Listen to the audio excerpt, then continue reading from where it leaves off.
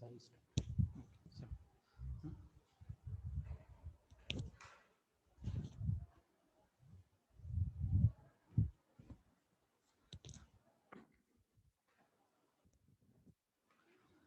Okay. In the previous session, we have studied the concept of escape velocity and gravitational potential energy. In this session, we are going to study the numericals. Today, we are going to solve the unsolved numerical in your exercise. Okay, the exercise which is exactly on your at the end of your chapter on page number 15. We are going to solve the unsolved numericals today. Okay, out of those unsolved numericals we will start with the first numerical. Unsolved numerical पैकी पहिल्या numerical ने आज आपण start करूयात, सुरुवात करूयात. An object takes 5 seconds to reach to the ground from a height of 5 meter. What is the value of g? Okay, numeric first numerical बघतोय आपण. फर्स्ट न्यूमरिकल मध्ये त्यांनी विचारले an object takes 5 second to reach to the ground from a height of 5 metre. एक object आहे, an object it takes 5 seconds to reach to the ground, to reach to the ground, हो चल, to reach to the ground from a height of 5 meter. Okay, and what is the value of g असं त्यांनी विचारलंय आपल्याला. आता या problem मध्ये त्यांनी सांगितलं की एक ऑब्जेक्ट आहे, तो एका पर्टिक्युलर हाईटवर आहे. फॉर एक्झाम्पल हे असं एक टेबल लाईक अरेंजमेंट आहे आणि इथं तो ऑब्जेक्ट आहे. इथं आपला ऑब्जेक्ट हा आहे, आपला ऑब्जेक्ट. हा ऑब्जेक्ट जो काय आहे एका पर्टिक्युलर हाईटवर ठेवलेला आहे आणि ती हाईट आहे 5 मीटर. म्हणजे या ऑब्जेक्टची हाईट ग्राउंड पासून आहे 5 metre. 5 metre will be the height of that object. इथं ठेवलेला ऑब्जेक्ट ग्राउंडवर येईल म्हणजे हा झाला तुमचा ग्राउंड सरफेस. ओके, इथून हा ऑब्जेक्ट ग्राउंडवर येण्यासाठी याला जो काही वेळ लागेल तो वेळ त्यांनी सांगितला t is equal to 5 second. म्हणजे या ऑब्जेक्टला वरून खाली येण्यासाठी 5 मीटर एवढं डिस्टन्स ट्रॅव्हल करण्यासाठी त्याला वेळ किती लागणार आहे? 5 सेकंड. म्हणजे आपल्याजवळ काय काय इन्फॉर्मेशन आहे? आपल्याजवळ आपल्याला ऑब्जेक्ट किती हाईटवर, कोणत्या हाईटवर ठेवलेला आहे हे माहित आहे. We know the height of the object. Along with that we also know the time taken by the object to reach to the ground. म्हणजे वरून जेव्हा हा ऑब्जेक्ट खाली खालच्या दिशेने डाऊनवर्ड डायरेक्शनने ट्रॅव्हल करेल तेव्हा त्याला वरून खाली यायला 5 सेकंद लागतील. एवढा डाटा आपल्याजवळ त्यांनी दिल्याप्रमाणे आहे. त्यांनी आपल्याला काय विचारलं? What is the value of g? What is the value of G on the planet? त्या प्लॅनेटवर जग त्या त्या याच्यावर त्या ज्या प्लॅनेटवर हे सगळं आपण करतोय त्या प्लॅनेटवर स्मॉल जी ची व्हॅल्यू काय असेल हे त्यांनी आपल्याला विचारले. आता प्रॉब्लेम मध्ये गिवन डाटा आहे. गिवन डाटा, या गिवन डाटाला यूज करून आपण या प्रॉब्लेमला सॉल्व्ह करण्याचा प्रयत्न करूयात. Okay, we know displacement, height म्हणजेच असते डिस्प्लेसमेंट. ओके, टी दिलेला आहे टाइम. आपल्याजवळ एक इक्वेशन आहे Newton's equation, s is equal to u t plus half a t square असं ते इक्वेशन आहे. या इक्वेशन मध्ये इनिशियली ऑब्जेक्ट इथं ठेवलेला होता तुमचा. इनिशियली जेव्हा ऑब्जेक्ट तुम्ही एका पर्टिक्युलर हाईटवर ठेवला होता तो रेस्ट कंडिशन मध्ये होता.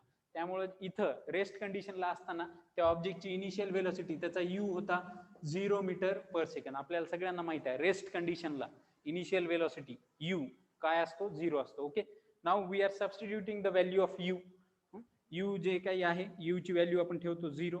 टी ची व्हॅल्यू आहे 5 प्लस हाफ 1/2 ए. आपल्याला ए च्या जागी जी घेऊ शकतो आपण. ओके, न्यूटन्स इक्वेशन मध्ये ए ला रिप्लेस करू शकतो आपण स्मॉल जी ना. In the same way T ची व्हॅल्यू आहे आपल्याजवळ टी स्क्वेअर म्हणजे 5 चा स्क्वेअर. आता हे सगळं इथं ठेवल्यावर याला सॉल्व्ह करायचं 0 plus 1/2 into G into 25.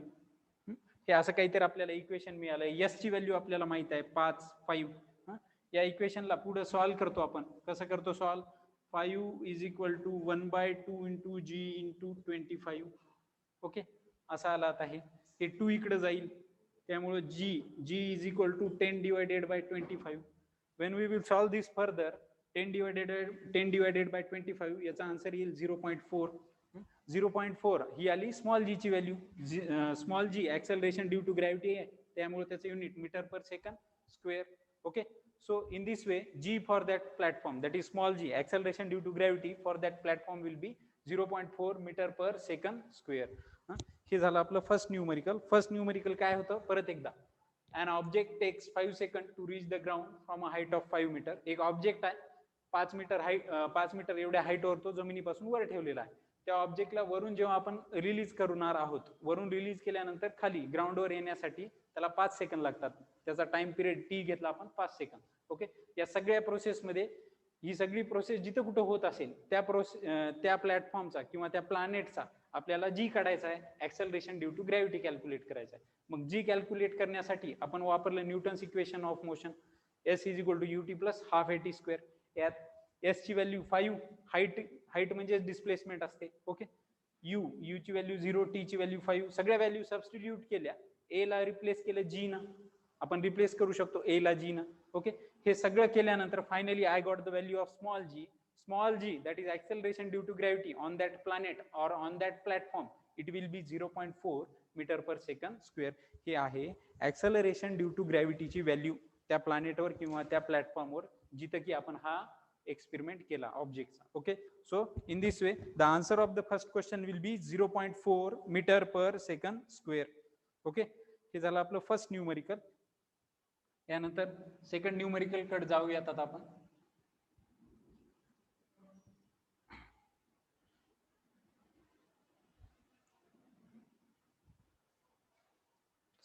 Second numerical काय म्हणते, the radius of a planet A is half that of planet B. या न्यूमरिकल मध्ये त्यांनी दोन प्लॅनेट कन्सिडर करायला सांगितले. एक आहे प्लॅनेट ए, दुसरा आहे planet B. The radius of planet A is half that of B, म्हणजे प्लॅनेट ए ची रेडियस बी च्या अर्धी आहे, हाफ आहे. त्यासोबत त्यांनी काय सांगितलं, if the mass of a is m a, म्हणजे पहिल्या प्लॅनेटची फर्स्ट प्लॅनेट ए चं मास एम ए कन्सिडर करा असं त्यांनी सांगितलंय. Then what must be the mass of B, म्हणजे सेकंड प्लॅनेटचं मास काय असेल हे आपल्याला त्यांनी कॅल्क्युलेट करायला सांगितलं. Okay, so that the value of small G that is acceleration due to gravity on B is half that of A. आता या प्रॉब्लेम मध्ये तुम्हाला थोडं पार्टिशन करून लिहावं लागेल. एका बाजूला प्लॅनेट ए, दुसऱ्या बाजूला प्लॅनेट बी. ओके, प्लॅनेट ए साठी आणि प्लॅनेट बी साठी वेगवेगळा गिवन डाटा आपण लिहूयात. प्लॅनेट ए साठी याचं मास एम ए. ओके, प्लॅनेट जी साठी ऍक्सेलरेशन ड्यू टू ग्रॅव्हिटी जी ए घेऊयात आपण. ओके, अजून त्यांनी काय दिले, प्लॅनेट ए ची रेडियस पण दिली. The radius of planet A is half that of B, म्हणजे प्लॅनेट ए ची radius half that of B, म्हणजे R A by 2. The radius of planet A is half that of B, R B इकडं. Okay, same इकडं परत एकदा याचा मास आपण लिहूयात एम बी. याच्यासाठी acceleration due to gravity small g b, आणि या प्लॅनेटची रेडियस आपण घेऊयात आर बी. आपल्याला रेफरन्स पॉइंट आहे, एक कॉमन रेफरन्स पॉइंट असा आहे की प्लॅनेट बी ची रेडियस त्यांनी आर बी दिली आणि त्यांनी असं सांगितलं की प्लॅनेट ए ची रेडियस प्लॅनेट बी च्या हाफ आहे. ओके, हा एक कॉमन पॉइंट इथं आपल्याला आहे. गिवन डाटा आपण लिहिला इथं आपल्याला एक इक्वेशन आपण यूज करू शकतो. ऍक्सेलरेशन ड्यू टू ग्रॅव्हिटीचा. आपल्याला माहित आहे acceleration due to gravity small G, याचा फॉर्म्युला आहे G M upon R square. Okay, planet ए साठी हे इक्वेशन होईल G A is equal to G M A upon R A आणि आर ए चा स्क्वेअर. हे झालं प्लॅनेट ए साठी. प्लॅनेट बी साठी होईल g B is equal to capital g m b upon r b आणि याचा स्क्वेअर. ओके, आता हे दोन इक्वेशन तयार झालेत आपले. जी ए चं इक्वेशन प्लॅनेट ए साठी, जीबी चं इक्वेशन प्लॅनेट बी साठी. ओके, आता या दोन इक्वेशन मध्ये काही गोष्टी आपल्याला सबस्टिट्यूट कराव्या लागतील. We will make use of the method of substitution. Substitution मध्ये आपण काय करणार, तर पहिल्या प्लॅनेटची रेडियस त्यांनी आर बी बाय 2 म्हणलं, म्हणजे इथं आर बी बाय 2 आपण घेऊ शकतो. किंवा आपण असंही करू शकतो R B is equal to twice of R A, म्हणजे इथं तुम्ही आर ए घेतलं. Okay, R B is equal to twice of R A असं पण सबस्टिट्यूट आपण करू शकतो. बेस्ट वे आहे R B is equal to 2 R A, इकडं आपण सबस्टिट्यूट करूयात. Okay, R B is equal to 2 R A जर आपण इथं सबस्टिट्यूट केलं तर या होल ब्रॅकेटचा आपल्याला स्क्वेअर घ्यावं लागेल. आता याला थोडं सिम्प्लिफाय करूयात अजून आपण. ओके, याला सिम्प्लिफाय करत असताना हे आहे acceleration due to gravity planet A ची आणि ही आहे acceleration due to gravity planet B ची. त्यांनी त्यांच्या प्रॉब्लेम मध्ये एक हे दिलंय, शेवटी एक पॉइंट दिलाय, the value of G on B is half that of A. म्हणजे जी वर असलेली the value of G on B, the value of G on B is half that of A. म्हणजे या प्लॅनेटवर स्मॉल जी ची value या planet पेक्षा अर्धी आहे. अर्धी आहे म्हणजे काय, the value of G on B that is G B is half that of G A. म्हणजेच त्यांनी आपल्याला एक असं रिलेशन दिलंय की G B is equal to G A by 2. आता या इक्वेशनचा सुद्धा आपल्याला वापर करायचा आहे. याचा वापर आपण कसा करणार, g B is equal to G A by 2 हे जर आपण इथं जी बीच्या जागी ठेवलं तर आपण असं लिहू शकतो परत एकदा, g B is equal to G A by 2. Okay. आता हे दोन इक्वेशन आपल्याजवळ आहेत. या दोन इक्वेशन मध्ये या बाजूचे सगळे इक्वेशन प्लॅनेट बी ला बिलॉंग करतात, या बाजूचे सगळे इक्वेशन प्लॅनेट ए ला बिलॉंग करतात. आता इथं पण जी ए आला, इथं पण जी ए आला, इक्वल टर्म्स, सेम टर्म्स आहेत. आपण या दोन इक्वेशनला इक्वेट करूयात. इक्वेट करण्याआधी काही ऍडजस्टमेंट आपल्याला करावं लागतील. G A is equal to 2GMB upon 2RA whole square. Okay. आता इथं पण जी ए आलं, इथे पण जी ए आलं, या दोन्ही इक्वेशनला आपण सहज इक्वेट करू शकतो. इक्वेट केल्यानंतर आपल्याला असं काहीतरी लिहिता येईल, GMA डिवायडेड बाय RA चा square is equal to 2GMB divided by 2RA square. Okay. Common terms cancel इथे करूयात आपण. MA आहे इथं, इथं MB आहे. MA MB ला ऍज इट इज ठेवा. जमलं तर MA आणि MB ला एका बाजूला घ्या, लेफ्ट हँड साईडला घ्या, आणि या RA ला तिकडे शिफ्ट करूयात आपण. हा RA तिकडे गेला, RA चा स्क्वेअर 2RA चा स्क्वेअर म्हणजेच 4RA square. RA square get cancel. Okay. इथं 2 राहिलं. ओके. आता MA divided by MB is equal to 2/4. 2/4 ला 1/2 पण लिहू शकतो. 1/2 म्हणजेच काय, तर MA twice of MA is equal to MB. हे रिलेशन आपल्याला भेटलं. त्यांनी आपल्याला विचारलंय काय या प्रॉब्लेम मध्ये, त्यांनी विचारलंय what must be the mass of B. Planet B चं मास विचारलं त्यांनी. Okay. They have asked us the mass of planet B. Planet B चं मास MB आहे आणि MB is equal to twice of MA. This will be the answer of this question. Okay. So second numerical मध्ये त्यांनी विचारलं होतं आपल्याला planet B चं मास काय असेल हे सांगा, असं त्यांनी विचारलं. तर प्लॅनेट बी चं मास हे प्लॅनेट ए च्या twice that of planet A असेल. Finally answer will be MB is equal to twice that of MA. Planet B चं मास प्लॅनेट ए च्या मासच्या दुप्पट असेल. Okay. This will be your answer for the second numerical. Now we will move towards the third numerical.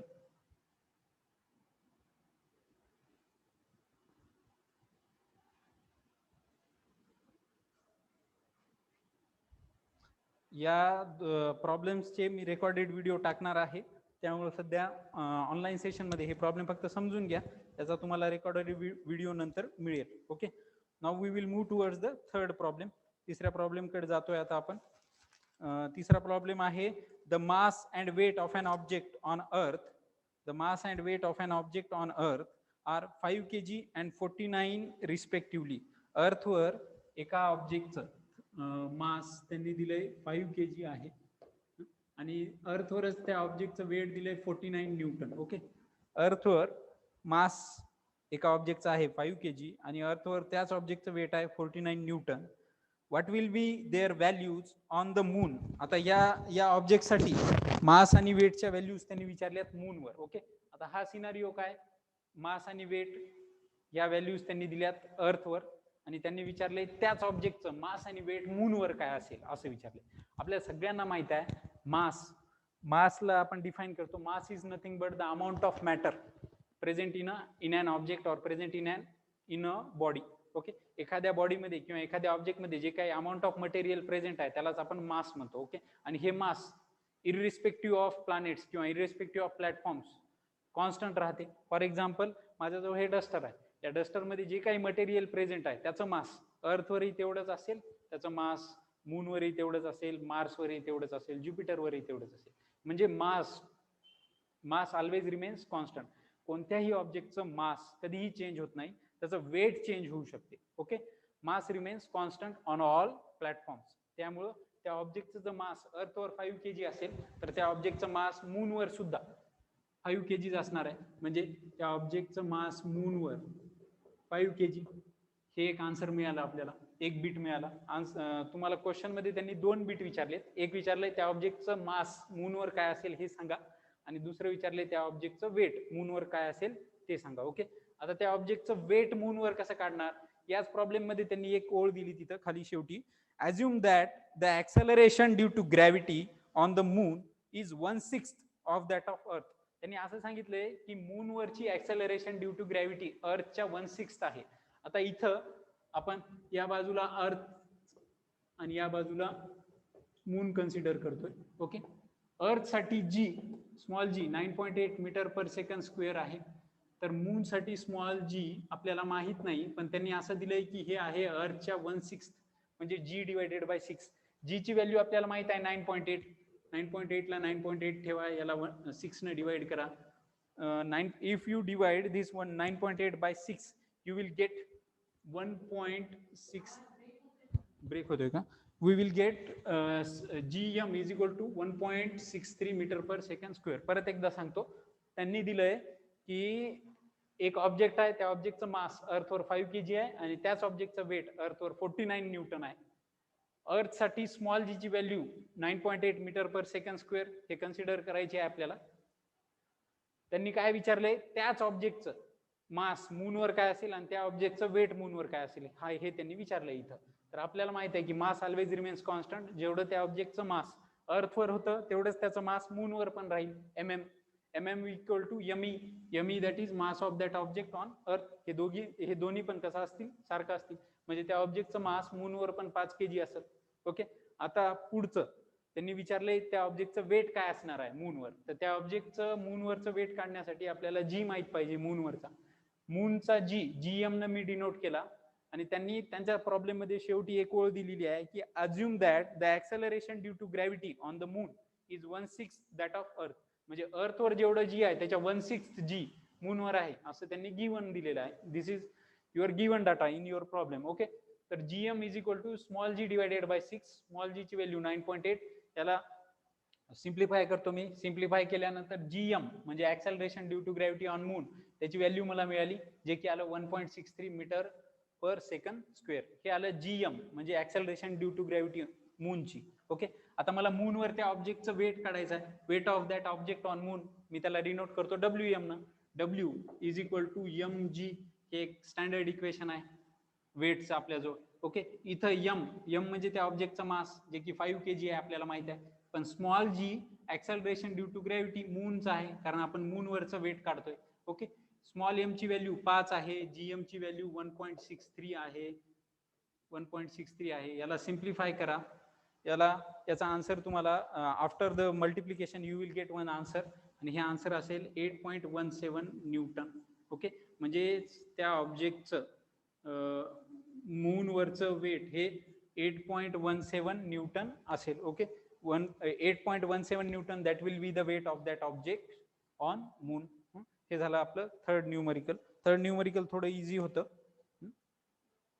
परत एकदा, एक object त्यांनी सांगितला त्याचा अर्थवरचं मास 5 kg आहे, त्या ऑब्जेक्टचं अर्थवरचं वेट 49 आहे, स्मॉल जी 9.8 अर्थसाठी.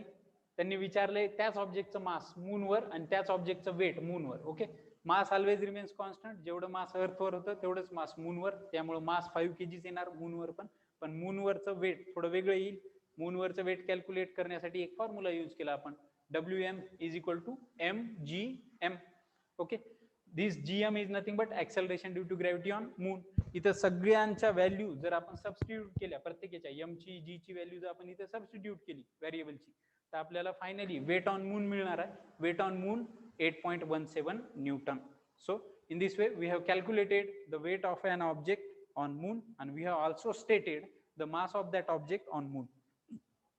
हे झालं आपलं थर्ड न्यूमरिकल.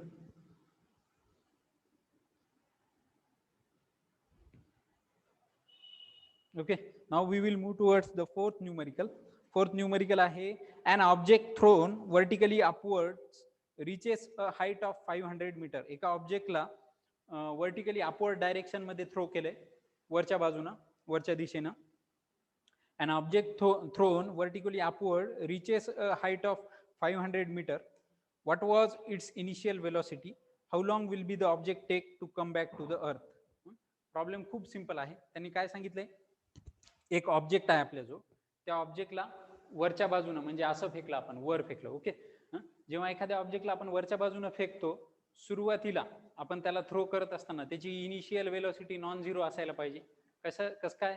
कारण त्याला आपल्याला वर फेकायचं आहे, त्या ऑब्जेक्टला काहीतरी स्पेसिफिक डिस्टन्स गाठायचं असते वर जाताना, त्यामुळे त्याची इनिशियल वेलोसिटी काहीतरी असते, नॉन झिरो असते. ओके, या केसमध्ये जेव्हा मी एखाद्या ऑब्जेक्टला वर फेकतो त्याची इनिशियल वेलोसिटी अननोन आहे आणि ती नॉन झिरो पण आहे. ओके, पण जेव्हा हा ऑब्जेक्ट वर जातो, फॉर एक्झाम्पल हे मार्कर आहे, मी याला वर फेकला, हा इथं गेला, इथपर्यंत गेला, टॉपला गेल्यानंतर एका पॉइंटला त्याची वेलोसिटी झिरो होते, म्हणजे त्याची फायनल वेलोसिटी झिरो होते. Okay, initial velocity non zero असेल, पण टॉपला पोहोचल्यानंतर, एका पर्टिक्युलर हाईटला पोहोचल्यानंतर त्या ऑब्जेक्टची वेलोसिटी काय होते, झिरो होते. आणि त्या पॉइंटला त्या ऑब्जेक्टची जी काही वेलोसिटी असते आपण त्याला फायनल वेलोसिटी म्हणतो, आणि आपण त्याला डिनोट करतो लेटर बी न. ओके, तर या प्रॉब्लेम मध्ये त्यांनी काय दिले, an object is thrown vertically upwards, it reaches a height of 500 metre, what was its initial velocity. जर तो ऑब्जेक्ट खालून वर फेकल्यानंतर 500 मीटर एवढ्या उंचीपर्यंत वर जात असेल तर त्याची इनिशियल वेलोसिटी काय होती हे त्यांनी विचारले. त्यासाठी आपण गिवन डाटा लिहूयात प्रॉब्लेमसाठी. यस म्हणजे त्या ऑब्जेक्टचं displacement 500 metre. Okay, what was its initial velocity, U विचारले त्यांनी. व्ही ची व्हॅल्यू माहित आहे आपल्याला 0 मीटर पर सेकंद. जेव्हा खालून फेकलेला ऑब्जेक्ट 500 मीटर एवढ्या हाईट पर्यंत पोहोचेल त्याच्या टॉप मोस्ट पॉइंटला त्याची वेलोसिटी 0 असते, आणि टॉप मोस्ट पॉइंटची वेलोसिटी आपण कन्सिडर करतो v, that is your final velocity. We don't know the value of u काढायचा आहे आपल्याला. ओके, अजून त्यांनी काय दिलंय, how long will the object take to come back to the earth and assume small g is equal to 10 metre per second square. Small g is equal to 10 metre per second square एवढा आपल्या जो given data आहे, या given डाटाच्या आधारे याच्या आधारे आपल्याला हा प्रॉब्लेम सॉल्व्ह करायचा आहे. आता फोर्थ प्रॉब्लेम मध्ये गिवन टर्म्स काय काय आहेत नीट बघा. We know v, we know s आणि वी नो g. या तीन टर्म आपल्या जो आहेत, आपल्याजवळ न्यूटन्स इक्वेशन आहे, v square is equal to u square plus 2as. आता इथं या a ला मी रिप्लेस करू शकतो g न. ओके, a च्या जागी g घेतलं. आता इथं आपल्याजवळ नोन टर्म्स काय आहेत ते एकदा बघून घ्या. आपल्याला v ची व्हॅल्यू माहित आहे 0, 0 चा square. u we don't know, u ला ऍज इट इज ठेवून टाका u square plus 2 into g, g ची व्हॅल्यू त्यांनी दिली 10 कन्सिडर करायला सांगितलं, आणि यस आहे आपलं डिस्प्लेसमेंट जे की त्यांनी दिलंय 500 मीटर. आता इथे एक थोडा ट्विस्ट आहे. काय आहे, तुम्ही ऑब्जेक्टला खालून वर फेकताय, म्हणजे तुमचा ऑब्जेक्ट फॉर एक्झाम्पल हा आहे, हा एक बॉल आहे, याला तुम्ही असं अपवर्ड डायरेक्शन मध्ये वर फेकताय. ओके, जेव्हा ऑब्जेक्ट खालून वर जात असतो तेव्हा small G, acceleration due to gravity, small G याची व्हॅल्यू आपण घेतो निगेटिव्ह. म्हणजे आपल्या केसमध्ये small G downward direction act करायला, आणि याची व्हॅल्यू आपण कन्सिडर करायला -10 मीटर पर सेकंड स्क्वेअर. असं का करतोय आपण, कारण आपण ऑब्जेक्टला खालून वर फेकतो, ऑब्जेक्टला आपण खालून वर फेकतोय आणि स्मॉल जी रिव्हर्स डायरेक्शन मध्ये म्हणजे डाऊनवर्ड डायरेक्शन मध्ये ऍक्ट करतोय. ऑब्जेक्टचं डिस्प्लेसमेंट अपवर्ड आहे आणि स्मॉल जी ची डायरेक्शन डाऊनवर्ड आहे, त्यामुळे स्मॉल जी ला आपण निगेटिव्ह साइन लावतो. Okay, small g will be negative और -10 ही असेल स्मॉल जी ची व्हॅल्यू. त्यामुळे इथं जिथं की आपण 10 घेतलं होतं तिथं आपण 10 ला रिप्लेस करूयात -10 न. ओके, आता हे सगळं सॉल्व्ह करूयात आपण. u square is equal to 2 into 10 into 5 हे येईल तुमचं -10,000. ओके, हे 10,000 इकडे घेऊयात कारण इथं 0 आहे. therefore we will get u square is equal to 10,000. Okay, u square जर 10,000 असेल तर u काय येईल, 100 येईल. So in this way we have calculated initial velocity of that object. एक ऑब्जेक्ट आपल्याजवळ होता, त्याला आपण वरच्या दिशेनं अपवर्ड डायरेक्शन थ्रो केल्यानंतर तो ऑब्जेक्ट वर गेला आणि त्यानं हाईट अचीव केली. किती हाईट अचीव केली, 500 मीटर. ओके, जेव्हा तो त्याच्या टॉप पॉइंटला पोहोचला, टॉप मोस्ट पॉइंटला पोहोचला, त्याची फायनल वेलोसिटी 0, v0. u माहित नाही आपल्याला, इनिशियल वेलोसिटी माहित नव्हती. इनिशियल वेलोसिटी काढण्यासाठी आपण न्यूटन्स इक्वेशन वापरलं. काय होतं Newton's equation, v square is equal to u square plus 2as. 2as मध्ये a ला रिप्लेस केलं g न, g a च्या जागी g, आणि g ची व्हॅल्यू गिवन आहे प्रॉब्लेम मध्ये दिलंय त्यांनी. त्या सगळ्या व्हॅल्यू जेव्हा आपण या इक्वेशन मध्ये सबस्टिट्यूट करतो, फायनली आपल्याला u ची व्हॅल्यू मिळते. u will be your 100 metre per second. तुम्ही जर या ऑब्जेक्टला 100 मीटर पर सेकंद एवढ्या इनिशियल वेलोसिटीनं वर फेकला, अपवर्ड डायरेक्शन मध्ये फेकलं, तर तो ऑब्जेक्ट जवळपास 500 मीटर एवढं डिस्टन्स, 500 मीटर एवढी हाईट कव्हर करेल. ओके, म्हणजे आपल्याला आपल्या प्रॉब्लेम मध्ये त्यांनी जे काही विचारलंय त्यातला पहिला बिट मिळाला, यू मिळालं, इनिशियल वेलोसिटी मिळाली. त्या ऑब्जेक्टची इनिशियल वेलोसिटी होती 100 मीटर पर सेकंद. ओके, आता नुसतंच इनिशियल वेलोसिटीवर थांबता नाहीयेत, त्यांनी आपल्याला अजून विचारलंय. काय विचारलंय त्यांनी? an object thrown vertically upward reaches a height of 500 meter.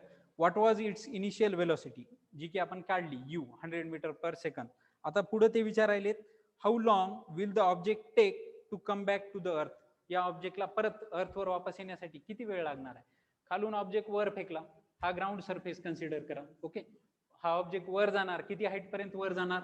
हा ऑब्जेक्ट वर जाणार जवळपास 500 मीटर एवढ्या हाईट पर्यंत. वर गेल्यानंतर वरून तो परत खाली येईल, ग्राउंडवर येईल. म्हणजे वर जाताना 500 मीटर डिस्टन्स ट्रॅव्हल केलं, खाली येताना तेवढं डिस्टन्स ट्रॅव्हल करावं लागेल, टोटल डिस्टन्स 1000 मीटर होईल. हे सगळं करण्यासाठी त्याला किती वेळ लागेल हे त्यांनी विचारलंय. काय विचारलंय? How long will the object take to come back to the earth? अर्थवर वापस येण्यासाठी त्या ऑब्जेक्टला किती वेळ लागेल हे त्यांनी विचारलंय.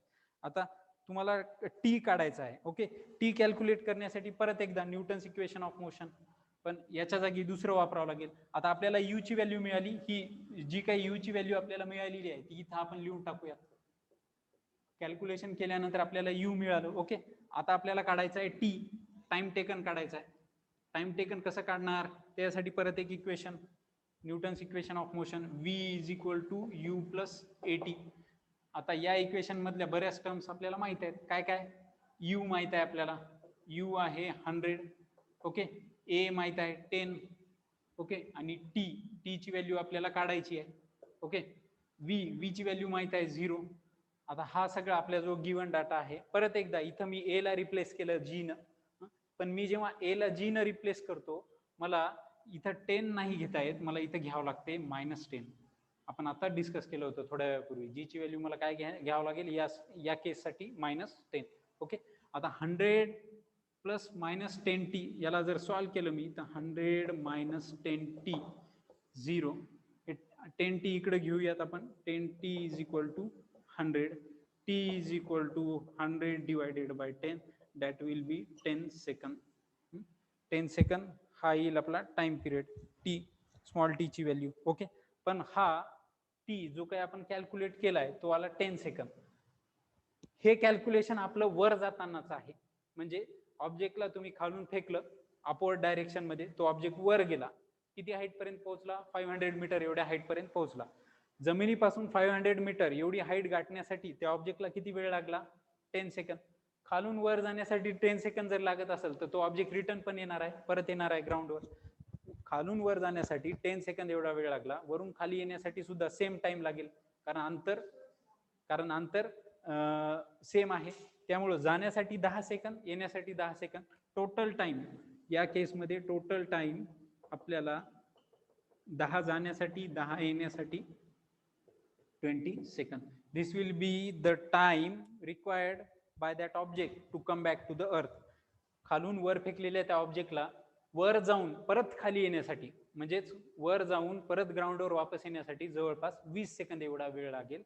आणि या सगळ्या याच्यात त्या ऑब्जेक्टने किती हाईट कव्हर केलेली असेल? 500 मीटर. ओके, इथं जे काही यस दिलेलं आहे ना तेच तुमच्या ऑब्जेक्टची हाईट आहे, top most height. Okay, so this was your fourth numerical, ज्याच्यात की आपण सगळ्यात आधी इनिशियल वेलोसिटी कॅल्क्युलेट केली, v square is equal to u square plus 2as हे इक्वेशन वापरून, आणि त्यानंतर आपण टाइम कॅल्क्युलेट केला by using v is equal to u plus at. हे इक्वेशन लक्षात ठेवा, कुठं काय वापरायचं हे गिवन डाटावरून आपण ठरवत असतो. जे काय आपल्याजवळ अवेलेबल आहे त्याला सुटेबल असा एखादा फॉर्म्युला आपण फाइंड आउट करायचा आणि त्यात त्या व्हॅल्यू सबस्टिट्यूट करायच्या आणि शेवटी आन्सर पर्यंत पोहोचायचं. ओके, हे झालं आपलं फोर्थ न्यूमेरिकल. फोर्थ नंतर फिफ्थ न्यूमेरिकल पाहूयात आपण. Okay, if the mass a ball falls off a table and reaches the ground in 1 second, assuming g is equal to 10 meter per second square, calculate its speed on reaching the ground and the height of the table. आता या problem मध्ये थोडा वेगळा आहे problem. काय दिलंय त्यांनी नीट लक्षात घ्या.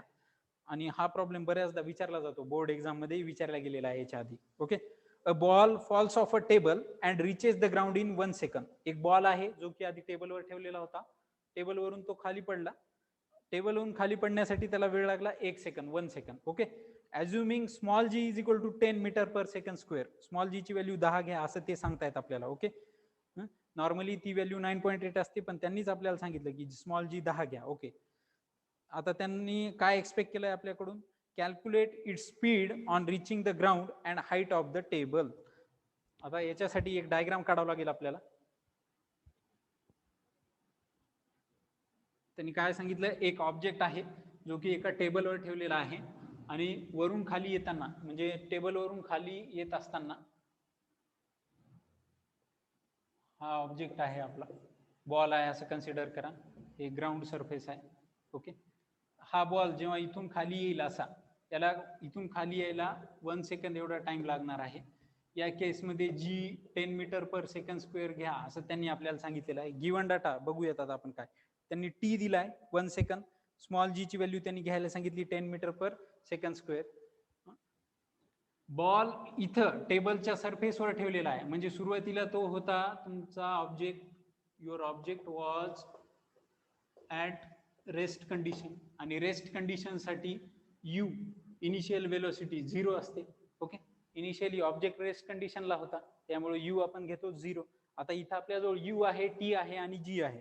परत एकदा आपलं न्यूटन्स इक्वेशन वापरूयात आपण. काय होतं Newton's equation, v is equal to u plus eighty.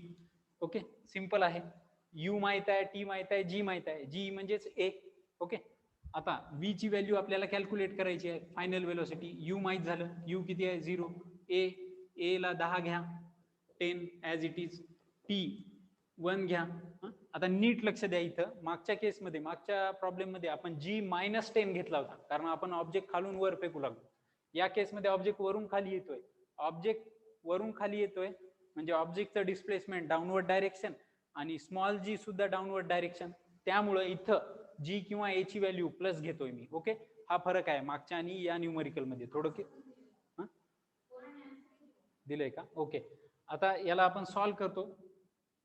0 plus 10 आणि v is equal to 10 metre per सेकंद, ही आली आपली फायनल वेलोसिटी. जेव्हा हा बॉल इथं ग्राउंडवर येईल, ग्राउंडला स्ट्रक करेल, त्या मोमेंटला त्याची फायनल वेलोसिटी असेल 10 metre per second. Okay, that will be your final velocity of that object on reaching the ground. जेव्हा तो ऑब्जेक्ट ग्राउंडला टच करेल तेव्हा त्याची वेलोसिटी 10 मीटर पर सेकंद असेल. ओके, अजून त्यांनी काय विचारलंय, assuming g is equal to 10 calculate its speed on reaching the ground and height of the table also. आता या टेबलची हाईट पण काढायची आहे आपल्याला, म्हणजे हा ऑब्जेक्ट किती हाईट वर ठेवलेला होता h हे काढायचं आहे आपल्याला. नीट लक्ष द्या, हा ऑब्जेक्ट वरून खाली येतोय, टेबलच्या सरफेस पासून ग्राउंडवर येतोय, जेवढं डिस्टन्स यानं इथून इथं येण्यासाठी कव्हर केलं तेवढंच ती असेल या टेबलची height, h is equal to s. Okay, आता आपल्याजवळ आपल्याला s काढायचा आहे, v माहित आहे आपल्याला, u माहित आहे, टी माहित आहे, जी माहित आहे. ओके, या केसमध्ये आपल्याला s काढायचा आहे. s काढण्यासाठी परत एकदा आपला formula, s is equal to u t plus half a t square. u ची व्हॅल्यू 0, टी ची व्हॅल्यू 1, 1/2 ला 1/2, जी ची व्हॅल्यू 10, टी ची व्हॅल्यू परत 1. हे सगळं मी करतो, त्याला सिम्प्लिफाय करतो, 1/2 इंटू 10, हे माझं येईल 5 मीटर यस. आता या टेबल, या बॉलचं डिस्प्लेसमेंट वरून खाली येताना 5 मीटर आलं. जेवढं डिस्प्लेसमेंट त्या बॉलचं झालं तेवढंच त्या हाईटची, तेवढंच त्या टेबलची हाईट सुद्धा असते. आपण इथं आत्ताच पाहिलं होतं h is equal to s, म्हणजे त्या टेबलची हाईट सुद्धा किती आहे 5 मीटर आहे. म्हणजे ही जी काही हाईट दिली त्यांनी टेबलची ही आहे 5 मीटर. तो ऑब्जेक्ट ग्राउंड पासून 5 मीटर एवढ्या उंचीवर ठेवला होता. हे झालं तुमचं फिफ्थ न्यूमरिकल. फिफ्थ न्यूमरिकल नंतर 2 न्यूमरिकल उरतात. ट्राय करा हे 2 न्यूमरिकल सॉल्व्ह करायला, खूप इझी आहे. एक तुम्हाला हिंट देऊन टाकतो, फिफ्थ आणि सिक्स्थ न्यूमरिकल साठी. यासाठी तुम्हाला फॉर्म्युला वापरावा लागेल, ग्रॅव्हिटेशनल फोर्सचा formula, F is equal to G M capital M into small M upon R square किंवा डी स्क्वेअर. हा फॉर्म्युला वापरा फिफ्थ साठी आणि सिक्स्थ साठी. लास्ट न्यूमरिकल त्यात सुद्धा तोच फॉर्म्युला, ग्रॅव्हिटेशनल फोर्सचा formula, F G, that is gravitational force is equal to G M M upon R square और डी स्क्वेअर हे रिलेशन यूज करा. सोपं आहे, जास्त अवघड नाही. शेवटचे दोन न्यूमेरिकल खूप इझी आहेत. ग्रॅव्हिटेशनल फोर्सचा फॉर्म्युला यूज करून तुम्ही ते इझिली सॉल्व्ह करू शकता. ओके, सो शेवटचे दोन न्यूमेरिकल तुम्हाला होमवर्क असतील. हिंट पण दिलेली आहे मी तुम्हाला, आणि नोट्स मी मागच्या वीकमध्येच ग्रुपवर टाकल्या होत्या. ओके, तर इथं आपला ग्रॅव्हिटेशन चॅप्टर संपतो. नेक्स्ट सेशन मध्ये म्हणजे उद्या आपण नेक्स्ट चॅप्टर स्टार्ट करूयात फिजिक्स साठी. ओके,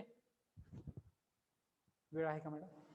2 मिनिटं. काही डाऊट असतील तर मेसेज करा. 2 मिनिटं आहेत आपल्याजवळ. Okay, if you have any doubts you can message. तुम्हाला काही डाऊट असतील तर मेसेज करू शकता. 2 मिनिट आहेत. No doubt. याचा व्हिडिओ मी लगेच टाकणार आहे ग्रुपवर. याची लिंक मी शेअर करेल. जे काही न्यूमेरिकल तुम्हाला समजले नसतील रिपीट एकदा त्यांना बघू शकता तुम्ही. Okay, so we will conclude our session here.